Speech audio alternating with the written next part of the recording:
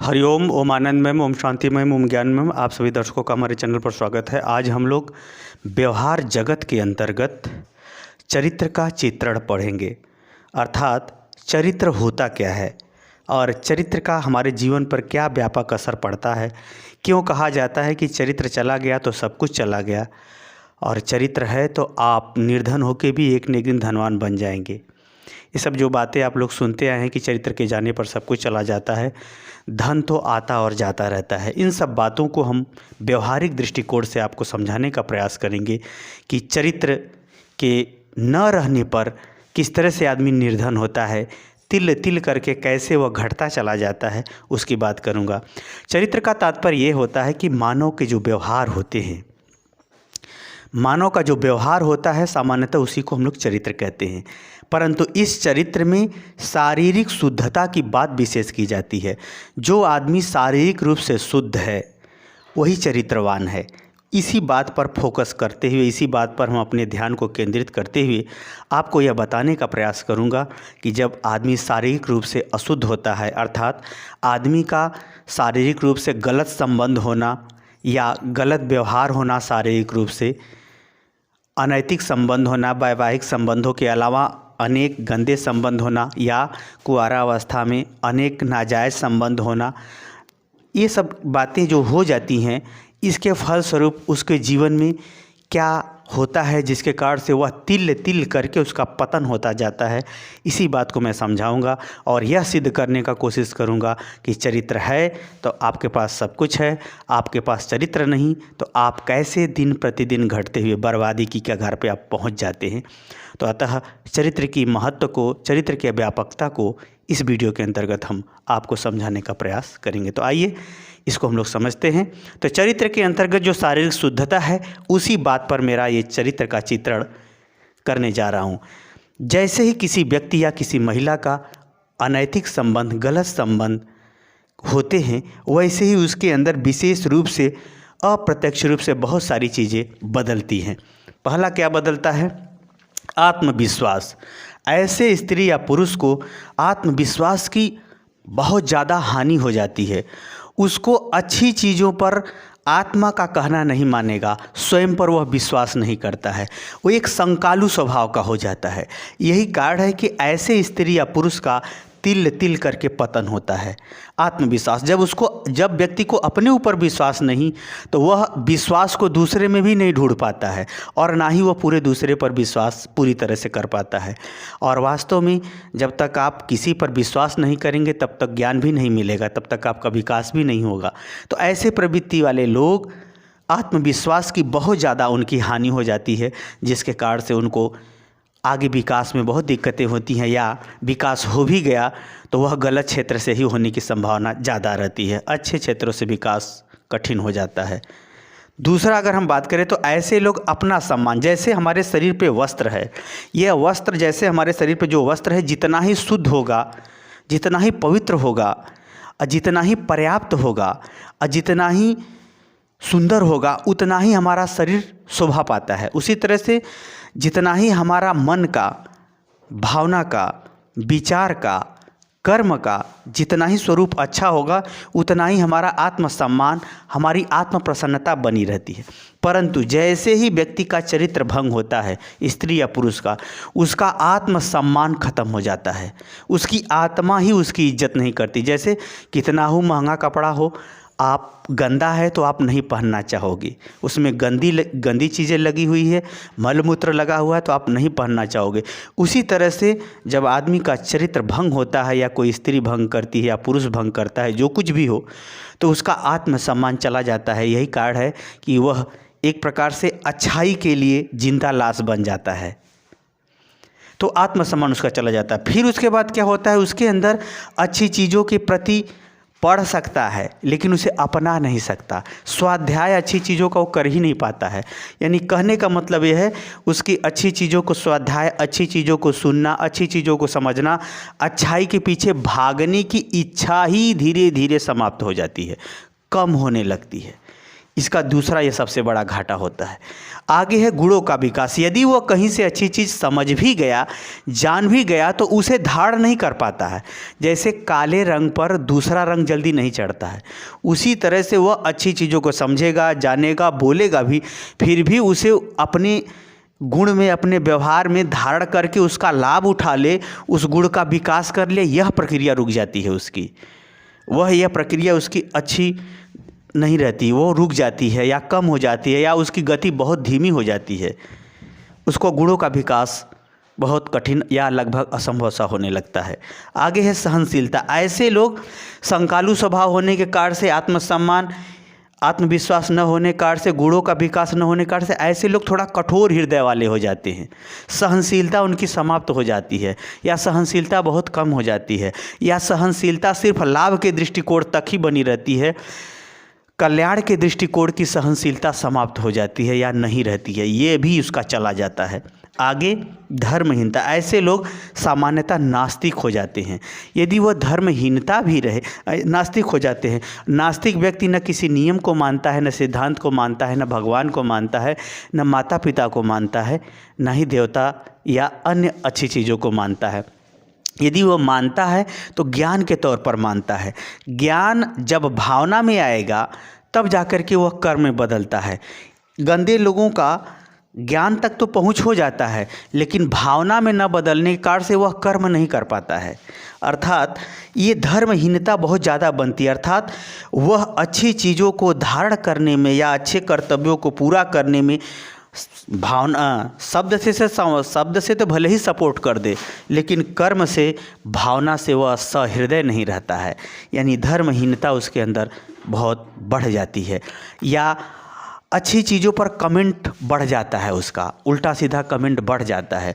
जहाँ पर अच्छी चीज़ों की सूक्ष्मता और सूक्ष्म रहस्य को धारण करने की बात आती है, वहाँ पर वह व्यक्ति उसमें कमी ढूंढने लगता है, और वह कमी का आधार अपनी आवश्यकता, अपनी इच्छा या अपने लाभ के दृष्टिकोण को ही ध्यान में रख करके व्याख्या करता है। अर्थात चोर सबको चोर ही बताता है, चोर सबको चोर ही बताता है। उसको इस बात पर विश्वास ही नहीं है कि ईमानदारी से जीवन और वर्तमान, भूत, भविष्य तीनों में आज़ादी से जिया जा सकता है। उसको इस बात पर विश्वास ही खत्म हो जाता है। अर्थात धर्महीनता भी उसके अंदर दिन प्रतिदिन बढ़ती चली जाती है, अर्थात वो पतन को प्राप्त होने लगता है। आगे चलते हैं। प्रेमहीनता। ऐसे लोग स्वार्थ भरा बस प्रेम होता है, उनका प्रेम एक व्यापार होता है। प्रेम में त्याग, प्रेम में भावना, प्रेम में क्षमा, प्रेम में दया, प्रेम में सत्य, प्रेम में सहनशीलता इत्यादि जो प्रेम का जो विशेष रूप है, वह प्रेम स्वार्थ भरा हो जाता है। उनका प्रेम त्याग भरा, निस्वार्थ नहीं होता, लेकिन वास्तव में प्रेम की शक्ति निस्वार्थ होने में है। तो वह निस्वार्थ प्रेम ही नहीं कर पाते हैं जब उनका चरित्र भंग होता है, या वो अपना चरित्र भंग करते हैं या नाजायज़ संबंध रखते हैं। तो ऐसी परिस्थिति में ये धर्म प्रेमहीनता भी उनके अंदर आ जाती है। अगला बताऊंगा कि जब ये सारे चरित्र उनका भंग होता है, भावनात्मक सौंदर्य समाप्त हो जाता है। उनके चेहरे का एक्सप्रेशन भावनात्मक नहीं रह जाता, उनके चेहरे का एक्सप्रेशन या प्रभाव भावनाहीनता को प्रदर्शित करता है, या उसमें अच्छे सेल्स सक्रिय नहीं रह जाते। अगर आदमी गड़बड़ है, कर्म से गड़बड़ है, चरित्र से गड़बड़ है, तो वह व्यक्ति के अंदर जो भावनात्मक सौंदर्य है वह समाप्त हो जाता है। विद्वान है या उच्च स्तर का कोई अधिकारी, कर्मचारी या नेता या कोई भी हो, शिक्षक हो, कोई भी हो, अगर उच्च स्तर का है तो वह शब्द का तो सौंदर्य खूब फेंकेगा, शाब्दिक रूप से खूब तेल पानी लगाएगा, परंतु उसकी वह चीज़ें उसके भावना में, उसके व्यवहार में, उसके लज्जा में और उसके जो है कर्म में नहीं दिखता है, क्योंकि वह सहनशीलता खो चुका होता है। यही कारण है कि वह जो है एक प्रकार से भावनाहीन, भावनात्मक सौंदर्य नहीं रहता, यानी भावनाहीन प्रदर्शन या व्यवहार प्रदर्शित करता है। आगे है अच्छी संगत। ऐसे लोग अच्छे लोगों को शब्द से संगत पसंद करेंगे, लेकिन संगत में रह करके अच्छे लोगों की संगत में बराबर बनना उनको अच्छा नहीं लगता। अब उनके अंदर हर चीज़ में, अच्छी चीज़ों में कमी दिखने लगती है, कमी दिखने लगती है। इसका सबसे बड़ा कारण ये बन जाता है कि उसके अंदर अच्छी चीज़ों के स्वाध्याय में विश्वास नहीं रहता। आत्मसम्मान और आत्मविश्वास न होने के कारण से उसे अच्छी संगत, अच्छे लोगों को विवश होकर के ही प्रसन्नता सुनेगा करेगा। उसके अंदर अच्छी चीज़ों के प्रति बने रहना, कोई इसीलिए कहा जाता है कि अच्छी संगत है तो आदमी महान बन जाता है, लेकिन वो अच्छी संगत को दूर दूर से ही सलाम करके अपना किनारा हो जाता है, उसको उसमें कमी दिखने लगती है। एक प्रकार से ये कहें, चरित्र भंग होने पर उसको अच्छी चीज़ में भी बुरी चीज़ें दिखने लगती हैं, क्योंकि उसका वस्त्र जब काला हो जाता है तो उस पर जल्दी दूसरे किसी चीज़ का रंग नहीं चढ़ता। आगे है अच्छी आदत। यदि अच्छी आदत की बात करें, जैसे अच्छी आदत की हम बात करें, जैसे समय से उठना बैठना, नियमित भोजन करना, संयमित भोजन करना, ज़्यादा न खाना न ज़्यादा खाली रखना, यानी उसका नियम और भोजन के प्रति रुचि, भोजन में अच्छे भोजन और ख़राब भोजन का भेदभाव, ये सब अच्छी प्रवृत्तियाँ जो साफ़ सफाई, स्वच्छता, भावनात्मक सौंदर्य, इन सब को परखने, जांचने और अपनाने की प्रवृत्ति भी धीरे धीरे घटने लगती है। अगला है व्यापारिक त्याग। अगर वह किसी के लिए कुछ करता भी है तो उसके पीछे स्वार्थ रखता है, या वह देखता है कि हमारी अच्छी चीज़ों को, जैसे चोर से ही प्रेम करता है, चोर से ही दोस्ती करता है, इसलिए मिल के चोरी करते हैं। अर्थात उसका जो त्याग होता है, किसी को अगर कुछ देता लेता है तो व्यापारिक बुद्धि लगा करके देता लेता है। त्याग का अर्थ स्वार्थ से ऊपर उठ करके काम करना उसको नहीं समझ में आता, ऐसी उसके अंदर ये प्रवृत्तियाँ बन जाती है। अगला है अनुशासनहीनता। अनुशासनहीनता का तात्पर्य है कि वह सभी अच्छे नियमों को जानेगा, हर नियमों में वह अपने अनुसार तोड़ मड़ोड़ करना शुरू कर देता है। समय से न भोजन, न समय से स्नान, न समय से कोई कार्य, न समय से कोई जिम्मेदारी। एक प्रकार से उसके अंदर समय, क्रिया और नियम, इन तीनों के उल्लंघन की प्रवृत्ति हमेशा बनने लगती है। वह अप्रत्यक्ष रूप से उसी में ढलता चला जाता है। आगे दयाहीनता। दयाहीनता का तात्पर्य है कि ऐसे लोग दीन दुखी पर दया नहीं, उनमें कमी ढूंढते हैं। हकीकत बात यह है कि अगर व्यक्ति के अंदर योग्यता नहीं है, दीन दुखी है, तो वह यह सिद्ध कर चुका है कि हमारे पास योग्यता नहीं है। अब उसे योग्यता देने के लिए तत्काल में आप क्या कर सकते हो, वही आपका कर्म बनता है। वह उस तात्कालिक कर्म के किनारे करके वह क्या करता है, हमेशा बुराई और दुराव बनाना शुरू कर देता है। यानी उसके अंदर दयाहीनता के भी लक्षण, क्रियाकलाप, व्यवहार पाए जाते हैं, देखे जाते हैं, या वैसा करता है। इस प्रकार से अगर हम बात करें तो जहाँ तक मैं समझा हूँ, जो पढ़ा हूँ, जब आदमी का चरित्र भंग होता है, स्त्री का चरित्र भंग होता है, तो ये सब बुराइयाँ आ जाती हैं। यही कारण है कि चरित्र चले जाने पर उसका सब कुछ चला जाता है, उसका सब कुछ अच्छाई के तरफ से हटने लगता है, धीरे धीरे बुराई के तरफ वह बढ़ता चला जाता है। एक समय वह हर तरह से हताश, निर्धन, दुखी और कंगाल होता हुआ, अपमानित होता हुआ मर जाता है। चरित्रहीन व्यक्ति को परिवार में भी जगह नहीं मिलती, क्योंकि कुत्ता व्यक्ति, नेचर का गंदा व्यक्ति को कोई नहीं सेवा करना चाहता। उसी तरह से अपराधी की कोई सेवा नहीं करना चाहता जो हत्या कर चुका हो। और अगर व्यक्ति अपने जीवन में धन से संपन्न नहीं रहा, अगर उसका चरित्र भी चला गया है, तो उस निर्धन की भी लोग सेवा करना नहीं चाहते। तो अतः चरित्र है तो यही सब अच्छाई आपके संग धनात्मक हो जाएगी। अगर आपका चरित्र चला गया, आपकी शारीरिक पवित्रता भंग हुई, तो यही सब निगेटिव ऊर्जा आपके अंदर, नकारात्मक शक्ति, नकारात्मक भावना, विचार, कर्म बनना शुरू होते हैं।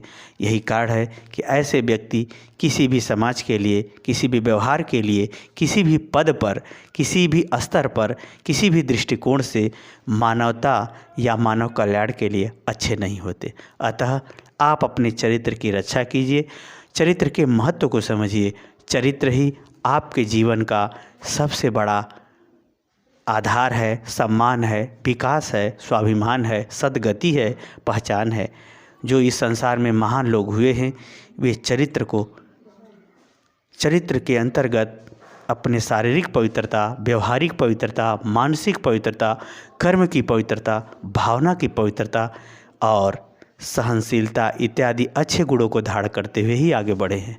अतः आपका चरित्र चला गया तो आप बर्बाद हो गए। अर्थात सब कुछ करके भी आपको लास्ट में कुछ सम्मान के साथ मिलने वाला नहीं है। अतः चरित्र की रक्षा कीजिए। इस वीडियो के पीछे मेरा यही तर्क रहा कि इस चरित्र के महत्व को समझिए, इसको पवित्रता के साथ जोड़िए, गलत प्रवृत्तियों से दूर रहिए, गलत स्त्री पुरुषों से दूर रहिए, इसी में आपका कल्याण है। और मेरा आपसे यही रिक्वेस्ट है कि आप अपने कल्याण के मार्ग पर आगे बढ़ें, चरित्र को पवित्रता के साथ लेकर के आगे बढ़ें। मुझे उम्मीद है कि मेरे द्वारा समझाया गया चरित्र का चित्रण आप समझने में सफल हो गए होंगे। समझने में सफल हो गए हैं तो कमेंट बॉक्स में ज़रूर बताइए। साथ ही मेरे चैनल को लाइक शेयर सब्सक्राइब भी कीजिए। हरिओम।